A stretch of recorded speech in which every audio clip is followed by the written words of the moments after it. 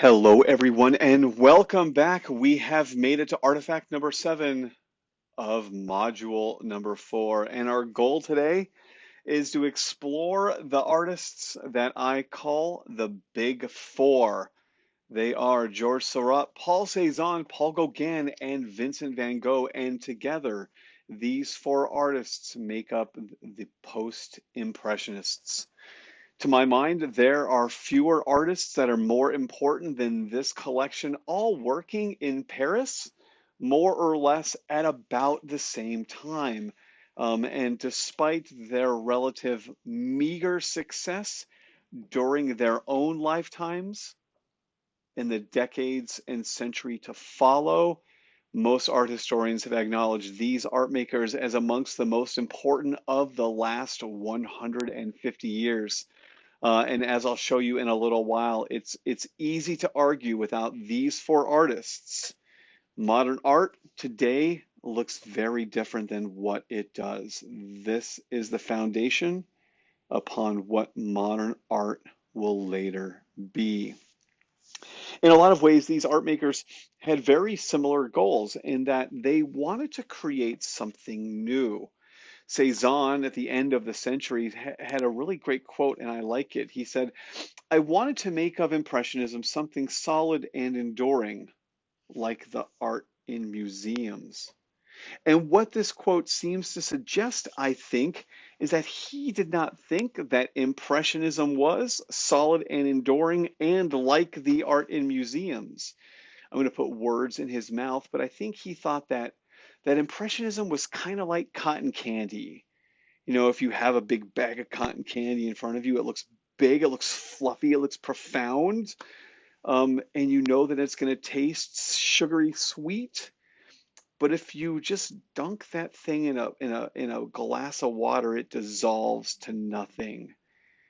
And I think the post-impressionists felt that impressionism was a kind of nothing, that it wasn't solid, it wasn't enduring, and that it was not going to be remembered fondly in the decades to come. And in some ways, these four artists were right. And so our goal today is to talk about the four post-impressionists and also talk about the ways in which they set the foundation for modern art to come. All four of them had a slightly different take on post-impressionism, and in this way, they're similar to the impressionists. If you recall, the impressionists were not necessarily bound by a single style.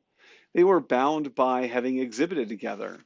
And in some way, these four art makers are similar in that their art doesn't look alike, but they have similar goals of trying to create something unique, something different from Impressionism. And so all four of these art makers during their earlier years exhibited with or were considered part of the Impressionist circle. But they began to do different things. They went in a different direction. And Seurat is a great example of that. What you're looking at here is one of his early masterpieces. It's called The Bathers at Assigny, and it was done in 1883 to 1884. It's a relatively large scale composition. It's like 5 foot by 4 foot. Um, and in order to really appreciate kind of what Seurat is doing here, we need to understand who was painting alongside him at the same time. So during this time frame, he was working with the Impressionists. And if we were to imagine what Monet would do on a Monday, he would take his canvas outside and he would paint the sunrise this morning. That was it, the sunrise. And when he was done, he was done. That was his goal. It was a one-day painting. Seurat, on the other hand, was creating large-scale, enormous compositions that took weeks, if not months, or wait for it, years to paint, and they were meticulously rendered. There are some things about it that are impressionistic-like in nature, but they are very different. And so this painting has a kind of informality to it, but this is the beginning of him developing what art historians call his pointillism technique, so called because he's painting with tiny dots of color, tiny dots of color, and doing something pretty interesting with all of that. This is the beginning with it, but I'll say a little bit more here. This is a study for an enormous painting in the Art Institute of Chicago, and the painting is called The Sunday Afternoon on the Island of La Grande Jatte, and it was done, this study was painted in 1884. So I pause here to say that this is a study for a larger composition, and that phrase does not go together for the Impressionists. There was no such thing as a study because the composition that they painted was the final composition. But Seurat is interested in other kinds of ideas, and some of those are strictly formal, and that is how our eyes actively see color. During the middle part of the 19th century, artists and opticians and chemists became really interested in the science of optics, that is, how we see. And one of the things that they began to understand is that color had a unique effect on our eye. They began to understand the ways in which our eyes are filled with rods and cones. Rods help us discern black and white, and cones help our eyes discern color. But they learned that colors often have a special kind of relationship. And so in order to really understand this, we need to talk about the idea of primary colors, secondary colors, and complementary colors. There are, my friends, three primary colors. A primary color is a color that is not made by mixing any other color with it. The color is red, blue, and yellow. Those are our three primary colors. There are three secondary colors. Secondary colors are made by mixing together two primary colors, and those secondary colors are green, orange, and purple. And the best way to understand this is by drawing a triangle on your page. And at the 3 points, putting one of the primary colors, red, blue, or yellow. And then in the middle of those, red and blue make purple, and red and yellow make orange, and blue and yellow make green.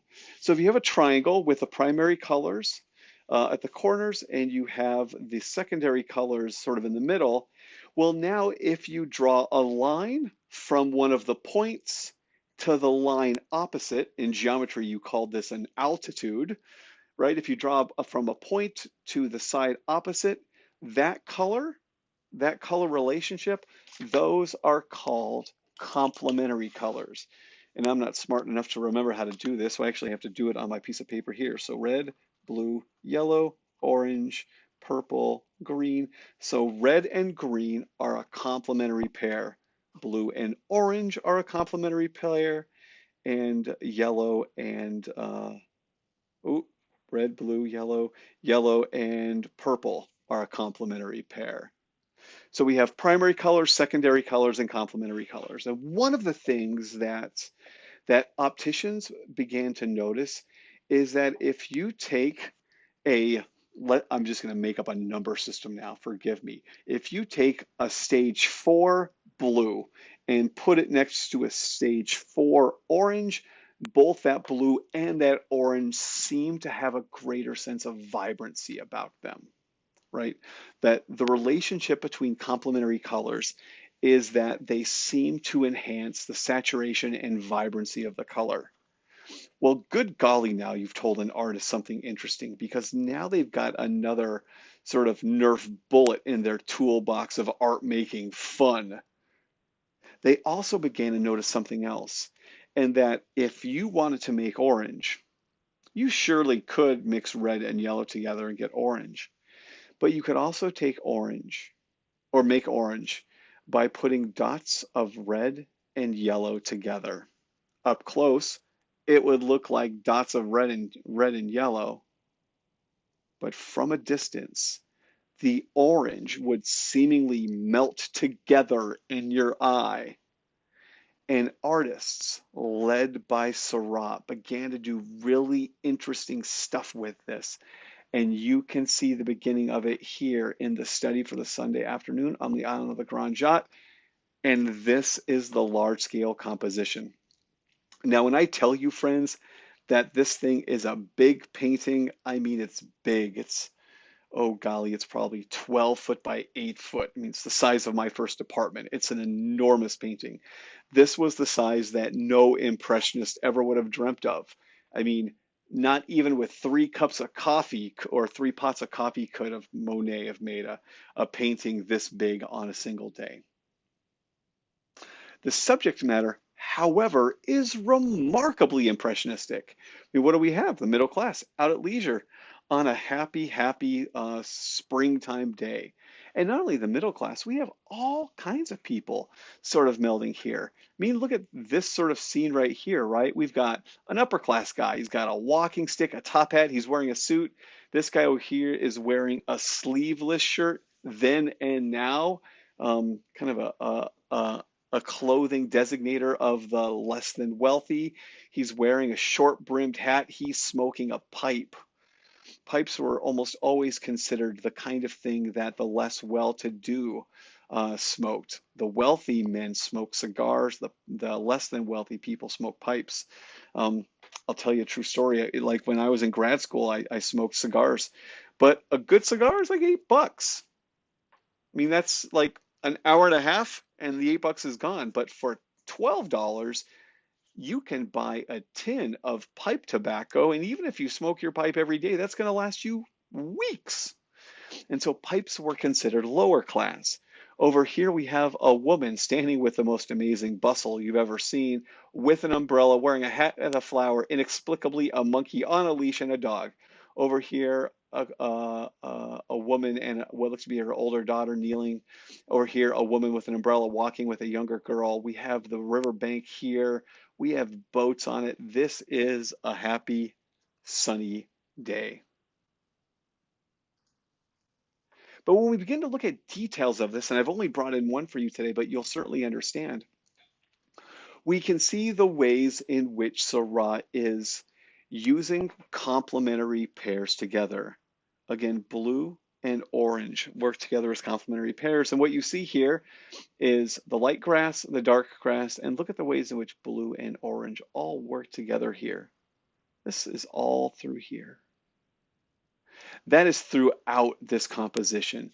And if you're looking for something fun, and you go to what's called the Google Art Project, if you Google Art Project and then find this painting, you can zoom in on it until you're looking at individual dots of color. It's really quite remarkable.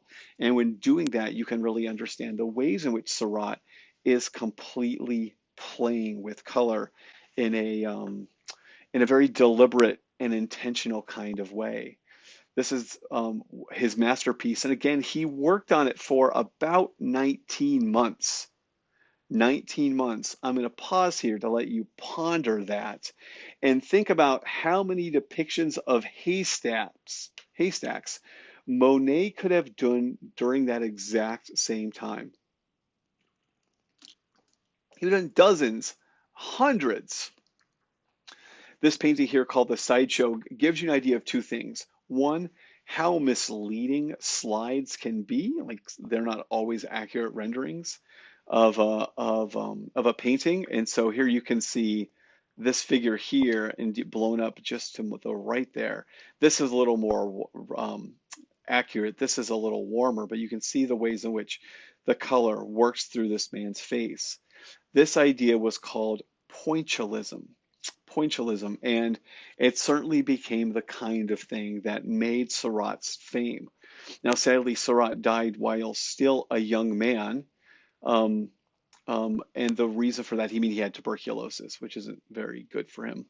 And so, as a way to think about this, I want to show you this crazy diagram.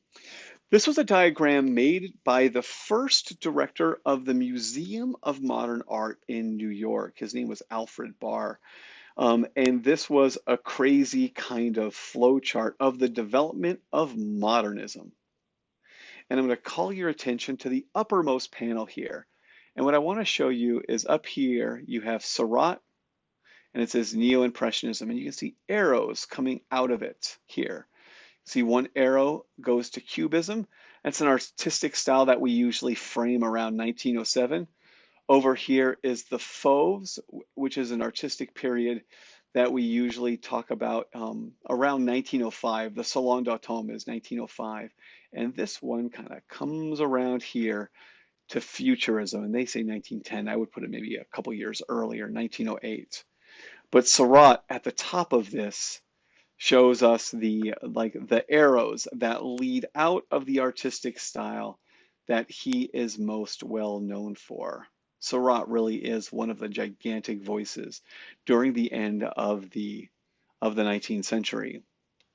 To my mind, the most powerful voice during that time period is this guy right here, Cézanne. He leads directly to the Fauves. He leads directly to the Cubists. He's the most important artist you probably never heard of before. And here you're looking at two self-portraits of him from about the same time frame. He is a remarkably well-regarded artist, although was not sort of critical acclaim during his own life. I mean, there are some artists who, by the time they're 25, they know they're the greatest thing since canned beer. Like Michelangelo was that guy, right? Cézanne never believed that he was ever going to amount to anything. And it was only at the end of his life when he really had an understanding of the profound effect he had had on the shaping of modern art. Although his early paintings are, look impressionistic. They're not great. If he would have been an impressionist painter, like he'd be kind of forgotten today, if you ask me. But he chose to do something completely different. So these are some portraits of family members, which artists always paint. He works through kind of a Dutch still life period where he does pictures of bread and eggs and and things such as this. I mean, here you can see what he was doing in 1865 with a painting by William Kalf from around 1670, give or take. But then he begins to change, and in the course of about 10 years, his painting becomes a little bit more abstract and his style becomes a little bit more levered. And we'll talk a little bit more as we go along.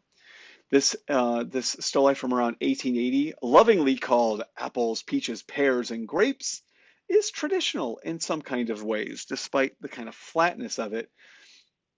But by the time we get to 1885 and we can look at this still life with a plate of cherries, and we can really begin to see the ways in which Cézanne has begun to do something new. And this something new is going to fundamentally change the ways in which art is done. Now, one of the things we have to do in order to understand Cézanne is to slow down, look. And in 2013, I was in Amsterdam, and in Amsterdam there's the Van Gogh Museum. And when you go to Amsterdam, and if you should go to the Van Gogh Museum, and there was a woman I was watching. She was walking around the galleries. It's like 4 stories, and she's just walking by every Van Gogh painting and taking a picture of it with her iPhone. Um, and and it was just interesting to watch because here she is in a museum with the most Van Gogh paintings in the world, and she wasn't actually looking at the Van Gogh paintings. She was looking at the Van Gogh painting through her phone, and she was hardly even like looking at them when she was taking it. It was like take a picture, click, walk to the next one, take a picture, click. And if Cézanne were to have watched her have done that, he would have gone back to this painting right here, and he would have slapped her with a baguette. Because what Cézanne wants you to do is to stop and look. Look at the painting. Look at, like, seriously, just look at it. Spend 5 minutes looking at it. And if you do, you begin to understand some of the really clever things that Cézanne's doing during this time frame. So if we were to look at this composition, you might begin to notice some things about it. One it seems clear that perspective isn't working in the ways in which we are accustomed to it working. That plate of cherries seems tilted up as if rather than horizontal on a table, it's vertical, like it's suspended in air. And all of that said, it's a miracle that those cherries are not just like falling right off it. It's as if in this space, gravity has stopped existing. But if we look at the plate of peaches, I imagine they're peaches over here, they seem to be tilted back in space, almost as if they're on a different picture plane. Even if we look at the tabletop, it seems like the ledges do not match up. Like there's a ledge here. This one's a little bit further down. What Cézanne hoped for you as a viewer is that you would slow down and look at a painting, because what he is essentially doing is giving you two different views of different things on the same picture. It's as if your left eye is seeing something that the right eye can't. That's a really important idea. This is part of that. We can sort of see some elements from this painting in there. When all else fails, I always come back to the Marot altarpiece. And I think about the tabletop, which in some ways looks like the plate of cherries. There's not really a sense of perspective to all of this. Now, I finished my PhD at the University of Maryland in 2006, and my first job was as an assistant professor of art history at Northwest Missouri State University. And one day I was in my office and I heard a painting professor talking with a drawing student. She was a freshman. She was in my class. And on like Tuesday, we had talked about Cézanne. And Armin, the painting professor, was criticizing her lack of understanding of perspective. And the student said, well, Professor Mearson, I'm sort of like Cézanne in that I'm trying to not do perspective. And I guess the assignment was actually to do perspective. And Armin was from Germany and he was like a remarkably honest man. Like he didn't know how to say, oh, nice try. He said, well, the difference between you and Cézanne is that Cézanne knew how to do perspective and chose not to. And you don't yet know how to do perspective and have not yet done it. And I think that's an important point, not for the sake of the student's feelings, although I felt bad for her, but rather the idea that Cézanne can do perspective. He's deliberately deciding not to as a way of making us work. And that same kind of work is sort of expected here. All of this is a bit of a visual challenge. And what Cézanne begins to do is conceive of the world of shapes, of colors, of cylinders, spheres, and cones. I mean, that's kind of what he described the world. The world exists as a series of cylinders, spheres, and cones, and colors also exist in the idea of being either cool or warm. And he believed that cool colors receded away from us. They seemed to go into the distance, and warm colors seemed to come forward. And this allowed him to create a kind of space using nothing other than color.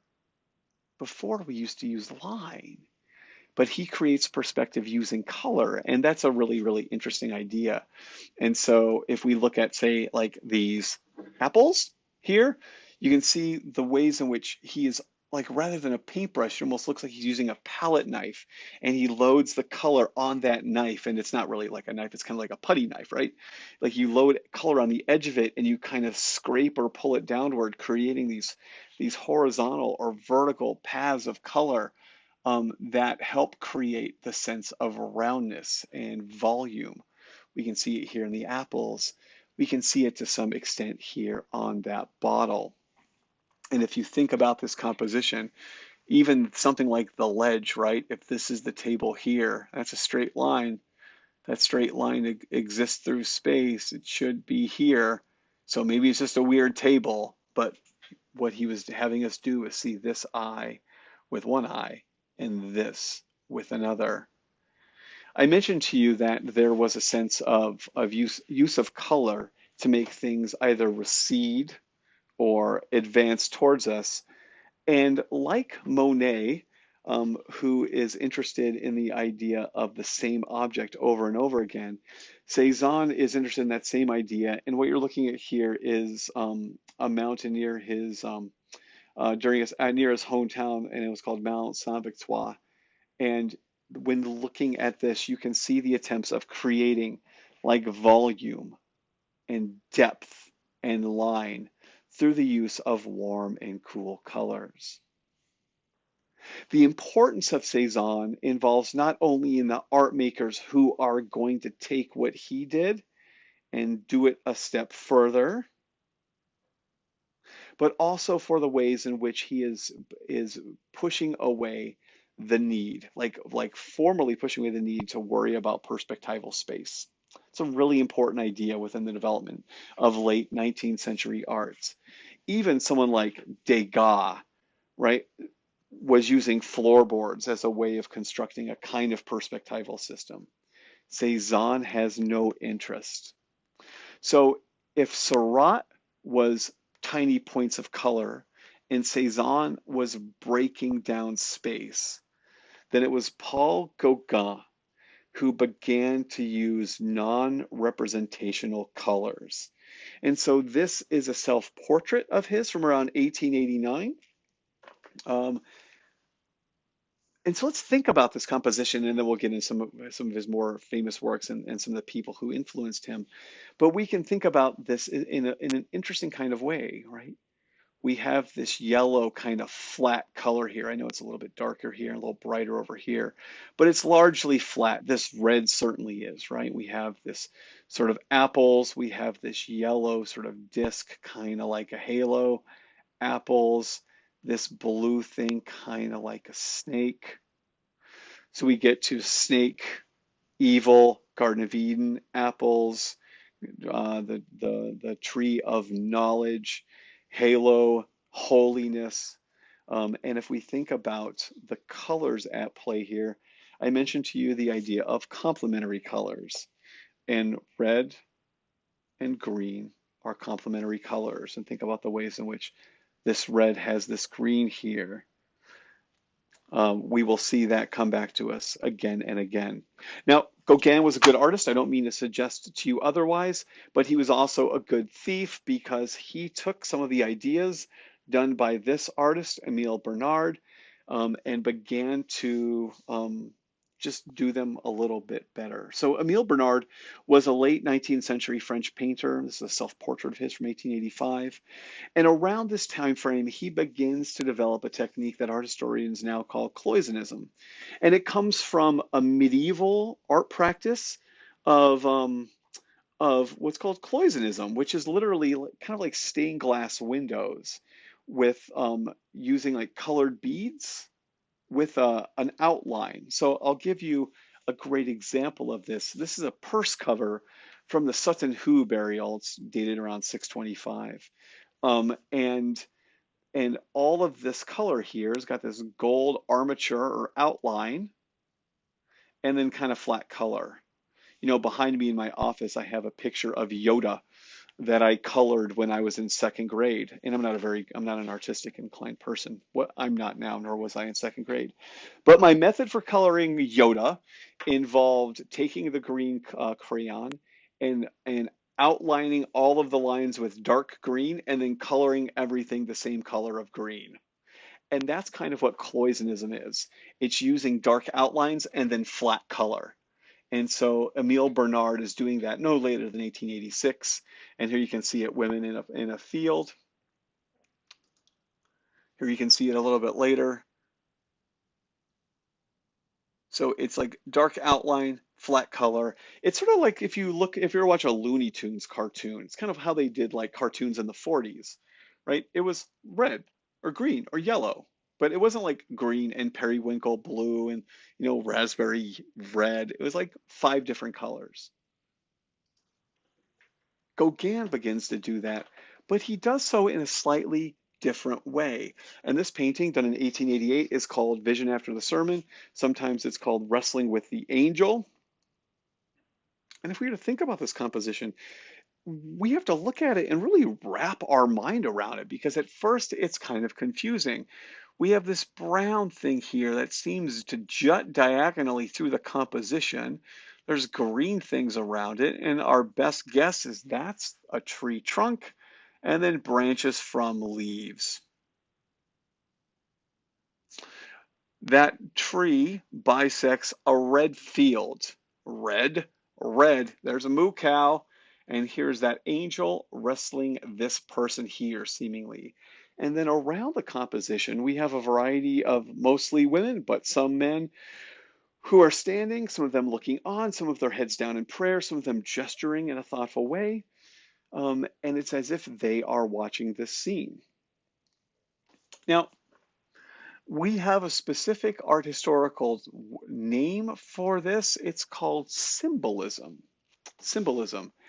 And this was the name for an artistic style that developed in the late 19th century that stipulated that artists were permitted to use color in a way that was not representational, but instead somehow represented an inner part of their own life. So if you were to talk to Gauguin and say, hey, Paul, come here, Paul, what color is grass? And Paul would say, well, grass is green, of course. Well, why did you paint it red then? Because I wasn't trying to mimic what grass looks like. I was trying to mimic what grass made me feel. Or not maybe what grass made me feel. I was trying to use art as a way to express something about my inner life. Now, this seemed like a remarkably common idea, right? I mean, I sort of have a running joke about like, bad teenage emo poetry and, whatever art people use to express their inner angst. That was not part of the art world until 1890. If you were an art maker, it wasn't as a way of expressing yourself, it was a way to sell something. Nobody cared about your inner angst. Like, what are you talking about? My name is Bob. I want to buy a painting. What's this painting about, Paul Gauguin? Oh, it's about my inner angst. No thanks. I'm not interested in your inner angst. Like, that's not what the art world was. But Gauguin didn't care. Gauguin believed that art could be expressive for him. And so he began to use colors in a way that was non-representational. And in many ways, he was one of the first art makers to do this. Art was about capturing something inner for him.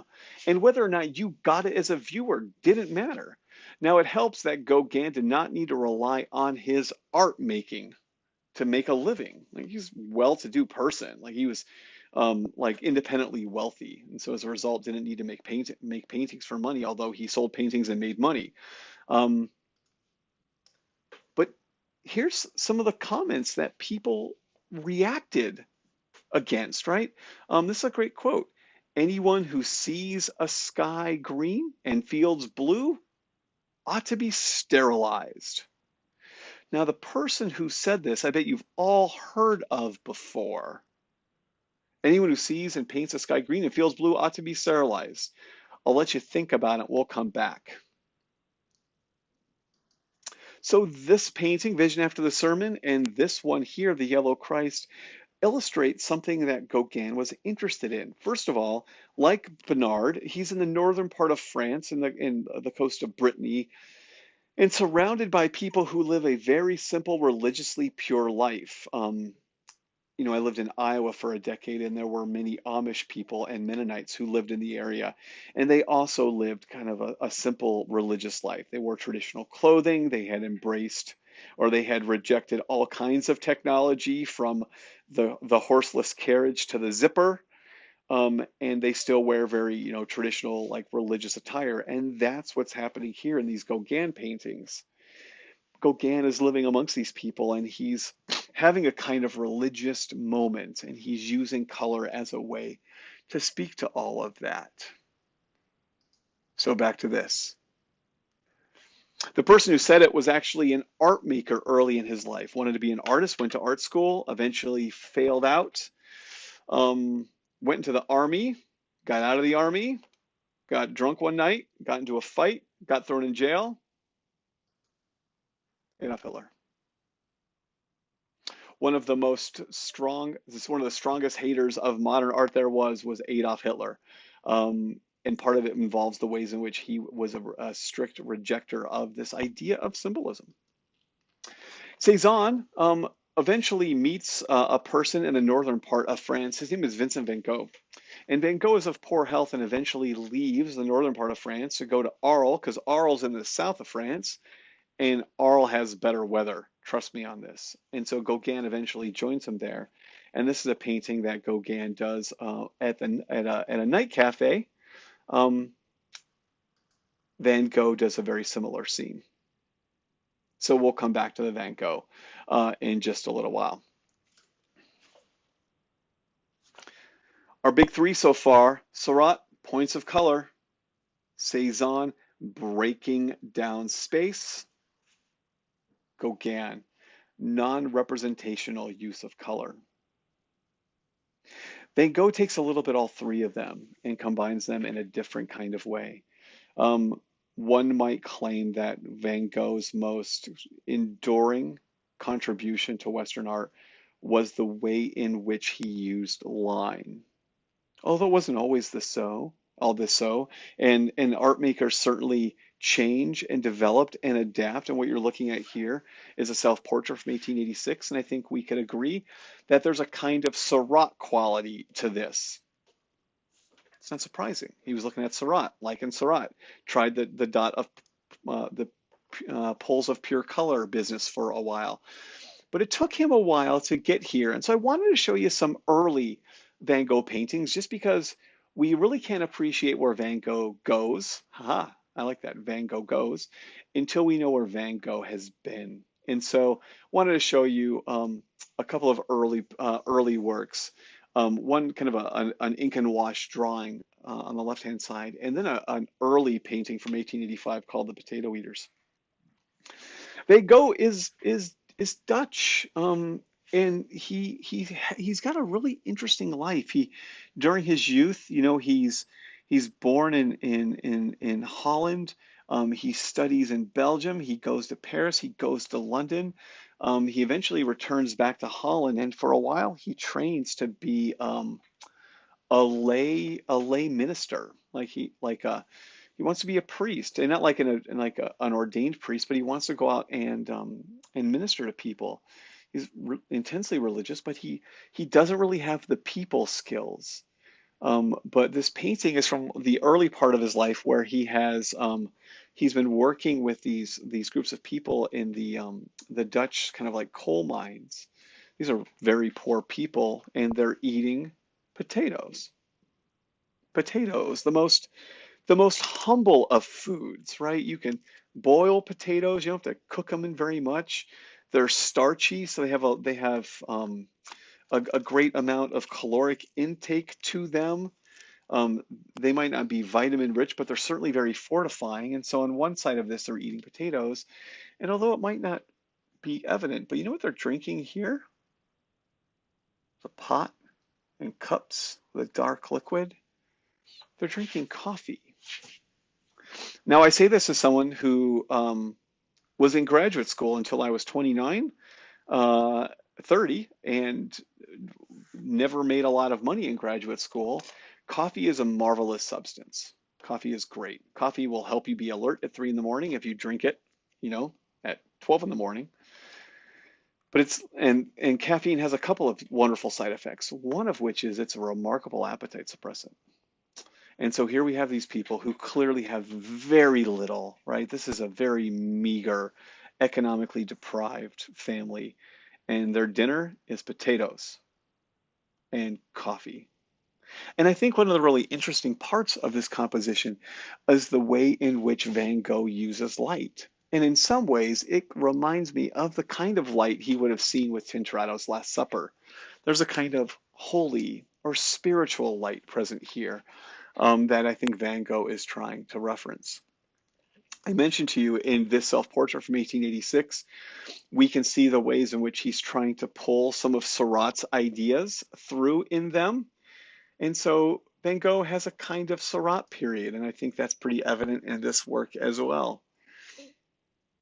Van Gogh completes many, many self-portraits. No matter where you go, you're always there. And so he does self-portraits of himself. He does portraits of his neighbors, and this portrait of Pierre Tanguy, you can see Van Gogh's interest in Japanese aesthetics. These are like paper fans and wall screens with Japanese art in them.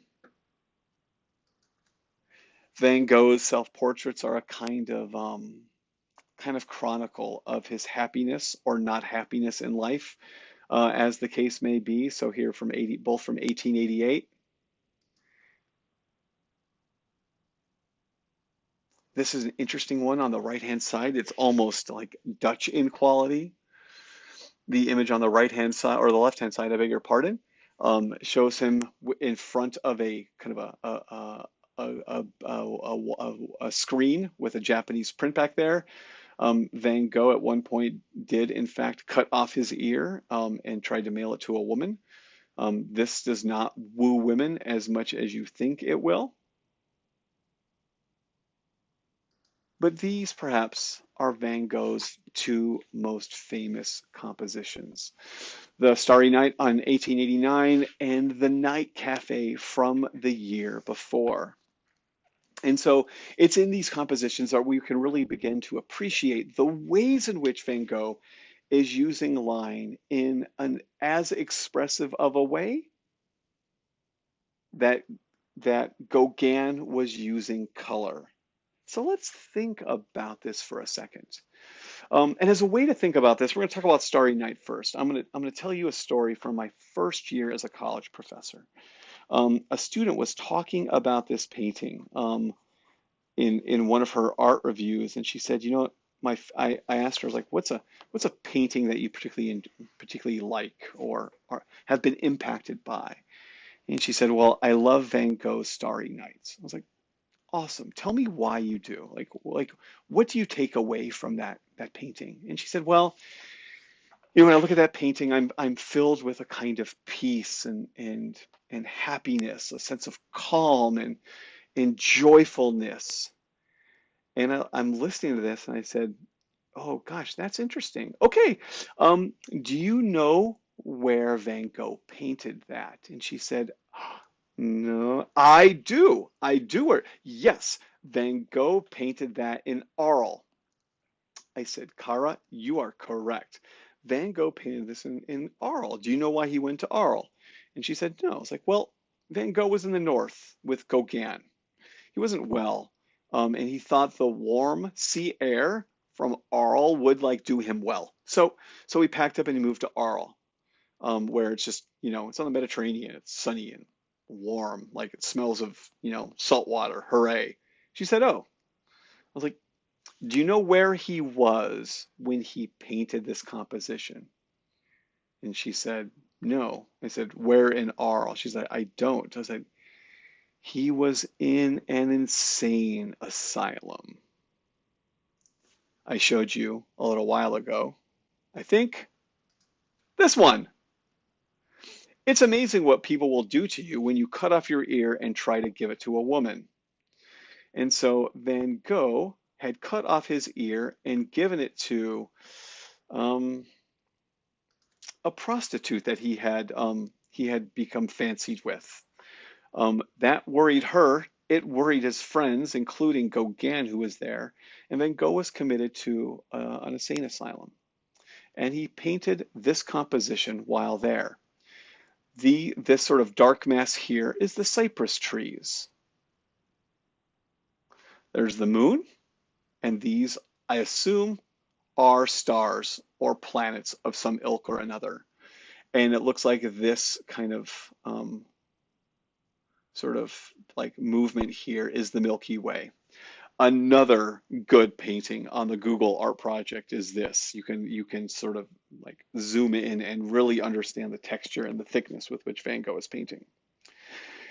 So if we start there and start by saying that Van Gogh is in this insane asylum in Arles, I think we can begin to suggest that maybe he was not in, to use Cara's words, joyful, calm, and peaceful, right? That he was in a remarkably troubled place.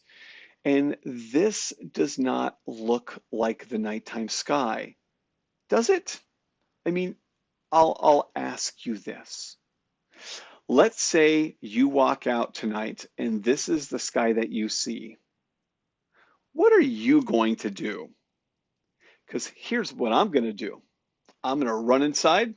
I'm going to grab my two kids. I'm going to hug them, and I'm going to hug them close.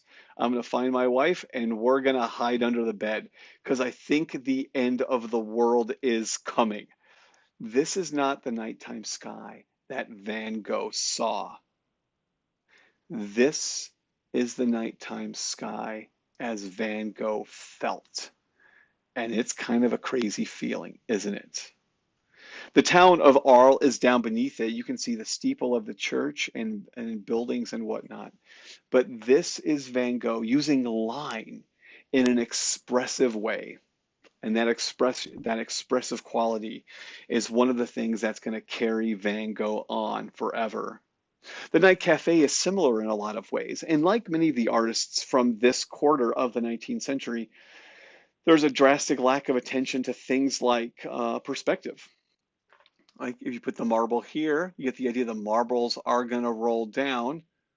Certainly, the pool table itself is tilted at an odd angle. And as we look around this room, you get the idea, don't you, that there's a sense of solitude about it, quiet, right? That this is not a loud bar. This is a quiet one that even with people together, there seems to be a sense of sadness or isolation. The standing figure by the pool table looking towards us even seems to be kind of glaring into our space. This is not a happy picture. You don't get the idea that this is a joyful bar or one filled with good times, but rather people fighting demons and being sad. That sadness was very much a part of Van Gogh's life. In 1890, I believe the month was July, Van Gogh painted his last work. This is it. It's called Crows in a Wheat Field. Now, crows have been a very traditional depiction of like death or pain. And wheat um, also is sort of is like a symbolic reference to death. I mean, if you can conjure up the Grim Reaper is usually shown wearing black and holding a scythe. And the reason why he holds a scythe is he visually descends from Saturn, and Saturn was the Greek Roman god of like the harvest. He carried a scythe as well. So scythes are made it to the Grim Reaper, and the Grim Reaper, and you cut down wheat with a scythe. And so this was the last painting that Van Gogh completed. He did it 2 days before he killed himself in this wheat field with a shotgun to the chest. In a lot of ways, the big four fundamentally frame the first 2 decades of the 20th century. When we think about Fauvism, we're going to look at artists such as Henri Matisse. Cubism would be Jacques Braque and Pablo Picasso. When we get further down and we look at Impressionism, we're going to think about artists like Bottiglione um, and Marcel Duchamp. With the abstract expressionistic artists from 1910 will eventually get us to the artists of the late middle part of the century with people like Jackson Pollock and Willem de Kooning and our color field painters. The 20th century is built upon the brilliance of the big four. And it's easy to argue that we don't have Cubism and we don't have Fauvism without people like Gauguin, Cézanne, Seurat, and Van Gogh. And if we don't have Cubism and Fauvism, I don't know where art would have gone. This, my friends, wraps up the seventh artifact in our fourth chapter.